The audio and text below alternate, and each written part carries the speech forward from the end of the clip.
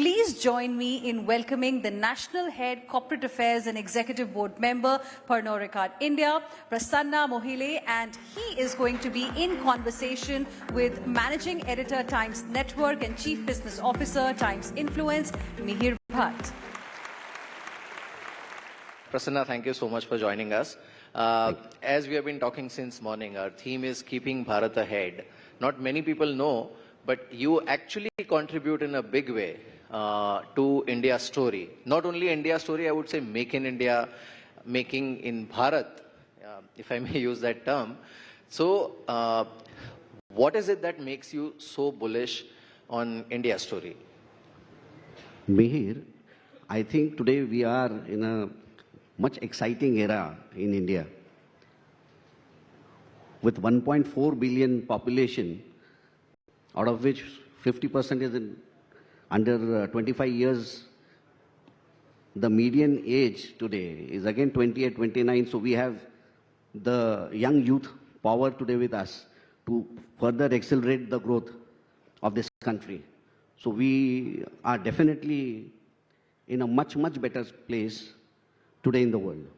And you will see that the whole global attention is today towards India, and India is making mark everywhere across the globe.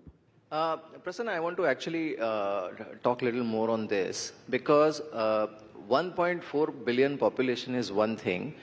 We are also one of the, we are the largest middle class income group country in the world.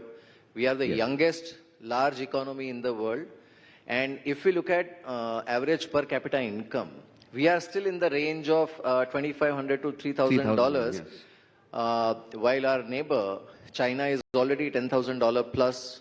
We are not even talking about developed almost $15,000 there. Yeah. So is that a huge opportunity? Yeah, as you rightly mentioned, there is a huge gap, and in that lies a lot of opportunity today to basically catch up and grow to that level, because China had a manufacturing story to tell to the world, and we have a consumption story in India. So India is all looking at furthering their growth, and the economy I see is growing very steadily, and so is Panorika with them. There's an interesting story because normally when we talk about industry like yours, not many people realize that it also generates a lot of employment.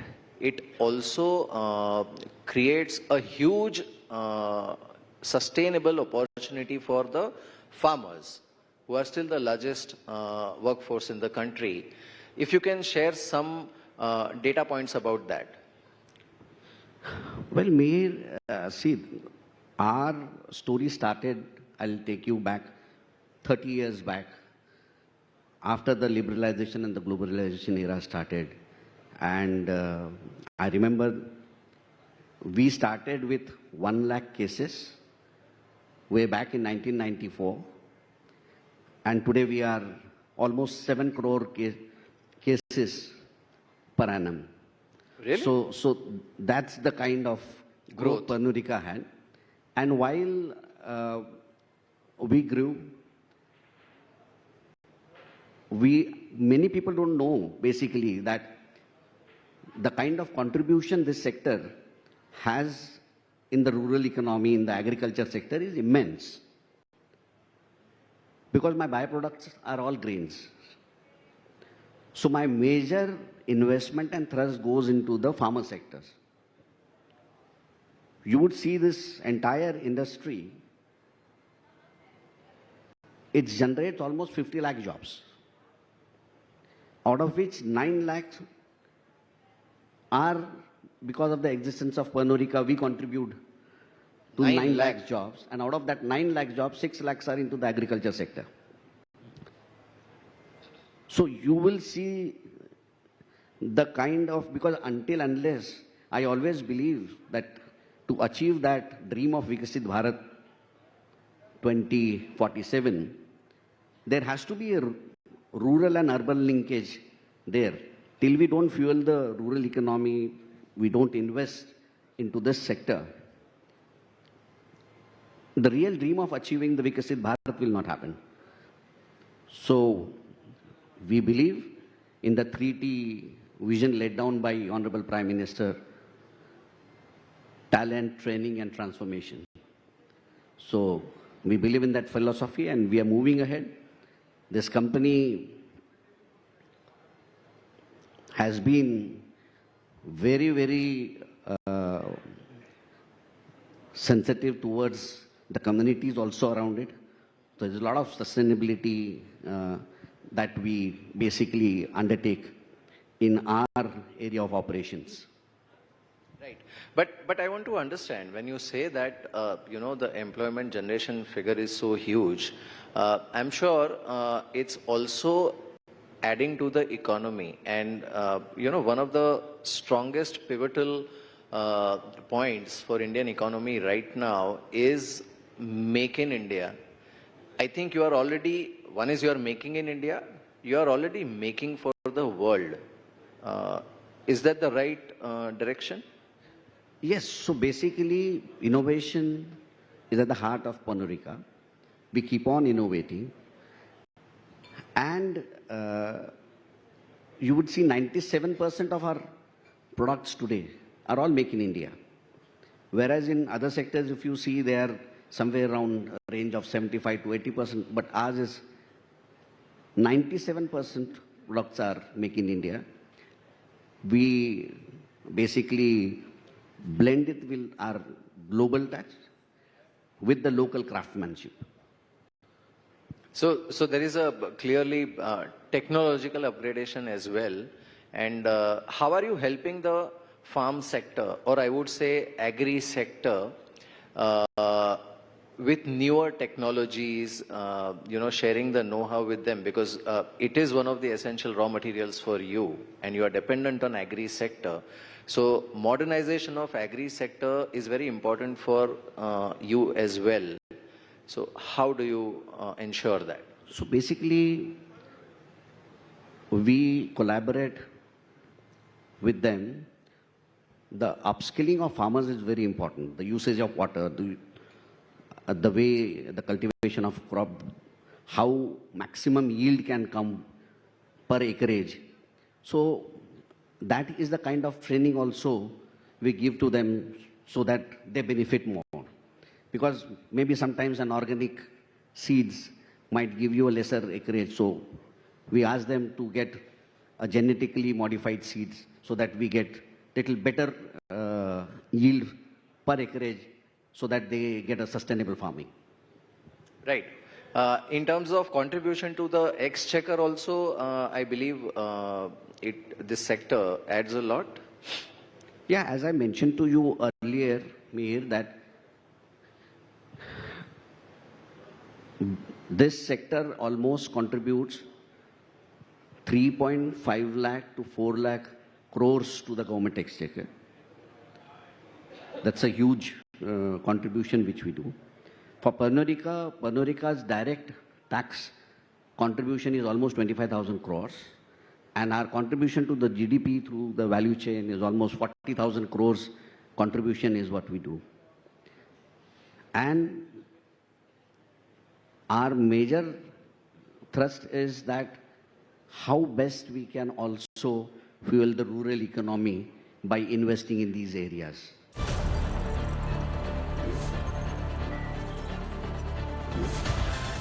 You mentioned about investment, so I want to actually understand that. So since you mentioned that, you went from 100,000 cases to more than 7 crore cases in 30 years, and that's a huge growth that you have witnessed. But you are also saying that this growth is going to not only sustain, it will actually further grow or it will explode. So what are your investment plans or what are your expansion plans? What are the regions that you are looking at? What are the geographies that you are looking at from exports point of view also? So basically, we have almost 24 to 25 manufacturing facilities pan-India. And we have almost 11,000 workforce working there in them. But mainly, the investments which we are now seeing, because of the steady economy, as I said, in last 10 years we have seen, we are getting ready for the future. And that is why we are coming up with our first malt maturation plant, which will be first in Asia, in Nagpur. So that will be around 200 million euros plant, which we are coming up. We will be needing almost 5,000 to 6,000 tons of barley in my first phase per month. Per month. So there will be huge requirement of that, which should, support almost 80 to 90,000 farmers. And only in that region. Only in that region. So as you know, Vidarbha, there is a farmer distress. People talk about suicides there, and we've gone there. The crop there is basically soybean and cotton right now. So we will be helping farmers to basically change the crop pattern and come to barley cultivation, and we'll be helping them out there. This will reduce the farmers' distress a little bit and help them become Atmanirbhar. Right. So you mentioned about Nagpur. Any particular reason why you are looking at Maharashtra? Is it because of the ease of doing business over there, or are you also looking at some other regions from future expansion point of view? See, basically our first plant came in Nasik. So with Nagpur, we are also looking at, tomorrow we might, if we think of expanding, we'll expand there. But see, while I expand my current facility in Nasik also, I'll be requiring almost 2 lakh tons of maize per annum, which will require almost 1 lakh acres of land. For Nagpur, I will require almost 38,000 to 40,000 acres of land. So just see the kind of farmers, it's getting into that entire ecosystem. So that is where I say the contribution of this sector goes into the agri sector per se. Right. It's a different kind of corporate social responsibility, I would say. But otherwise also, I'm sure there are a lot of efforts that you all must be doing for sustainability, because your business is directly dependent on sustainability and ensuring sustained climate. Yes, but before I answer to this, I missed telling you on the question you asked, why it is Maharashtra-centric more. Right. It is because of the progressive policies of the state. Not that the other states don't have, the other states are also competing, because now we see ease of doing business, which has been there since last 10 years. I hear ease of doing business, and the Niti Aayog monitors each state on various parameters. So there is very healthy competition amongst each state to compete there. And the way we saw this time, even in Davos, Maharashtra, they signed almost 16 lakh crores of MOUs, and the progressive governance under the leadership of Mr. Devendra Fadnavis. That has been the reason why we went to Nagpur also, honestly, because he was mainly instrumental, because he has been sensitive towards farmers, and we have had discussion. We looked at different areas in Rajasthan, UP and other places also. But because of the way Maharashtra government followed it up, we got all the approvals in record time. That is the reason why we are there. Yeah. Right. But before we proceed, do you think it's high time that this sector and this industry formally receives the industry status? Because that will change a lot of things for the sector as a whole. Yes, yeah, I mean, after contributing so much to the government exchequer, and this industry has never got the kind of industry status that it deserves to. Right? So my request to the government would be to get us into the mainstream sector so that there will be more investment coming into this sector, more employment can be generated. There can be, as I told you, this sector contributes a lot into the rural economy also. So, yeah, I feel that it's high time that this sector gets the deserved industry status and comes into the mainstream. You know, as a corporate citizen, I have this, and I'm actually curious on this, that actually, one is obviously giving the industry status, but second is, industries like yours, it can actually agri and farm sector in a large country like India, where it is always required, the technological upgradation. Yes, and that is what I told you, that we, as a company, we are very sensitive toward this task, and we do help us upgrade the farmers through the latest technology, whether it is AI, etc. Because we also want them to grow with us, and that is how we've been investing in these regions for that, and helping them to upgrade their skill sets. Right. What are you doing in the space of sustainability? See, other than the upskilling of farmers, we have also been associated with the Maricom Foundation, wherein we basically help the girls, young girls, and the underprivileged ones especially, who are talented but can't come up. So we have tied up with the Maricom Foundation that we get young boxers coming from the rural area, basically, who gets that kind of a mentorship, that training, everything, so that they also compete tomorrow at the national level, and maybe we see another Maricom coming up. We also have a Raftar project where we are also supporting the athletes coming again from the rural sector and the underprivileged people who are not able to get that kind of a training, skills, mentorship. So we are helping them out on that. We are there for basically water neutrality. That's one of the major projects which we have. Digital education. We've spread wherever there are no classrooms in the rural areas. We are supporting them through the digital education projects. So yeah, if you see, Panorika has been very, very sensitive towards all these projects, and these are not just our sustainability goals, but we believe in them. And we've also given away our permanent mono cartons, because of which today almost 7,510 tons of carbon emission is reduced per annum, which helps in conserving 250,000 trees. And we aim to take it to 30,000 by 2030 per annum. So that's the kind of sustainability initiatives which Panorika basically takes.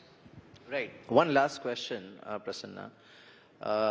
Coming back to our theme, keeping Bharat ahead. You know, it's a very broad and inclusive theme, and we very consciously decided on this theme, because the moment you say India, you are still somewhere talking about urban, metro, tier 1, tier 2, probably tier 3 cities. The moment you say Bharat, you're talking about the entire country. The entire country. Most developed, slightly developed, underdeveloped, all of it together. According to you, what will it take from policy and initiative point of view to keep Bharat ahead? See, now, as I said, basically that there's a lot of ease of doing business which is happening around. The policies are becoming more and more investment friendly. You are seeing that's the reason a lot of foreign direct investments are also coming to India. Globally, where there is recession all across, India is still steadily growing there. We've not been into the trap of the depression yet. And the entire, globally, everywhere, people are looking at Bharat to fuel their economy also. And when we go abroad, today we feel that, you are looked upon as a very respected citizen. Yeah, there's a lot of pride when you go abroad. Yeah. Yes. Right. All right, Prasanna, thank you so much. And it was actually quite enlightening to understand how, for 30 years, you've been contributing to India's story and actually making in India, but making for the world. Thank you so much, Prasanna. Thank you, Mir. Thanks a lot for having me here.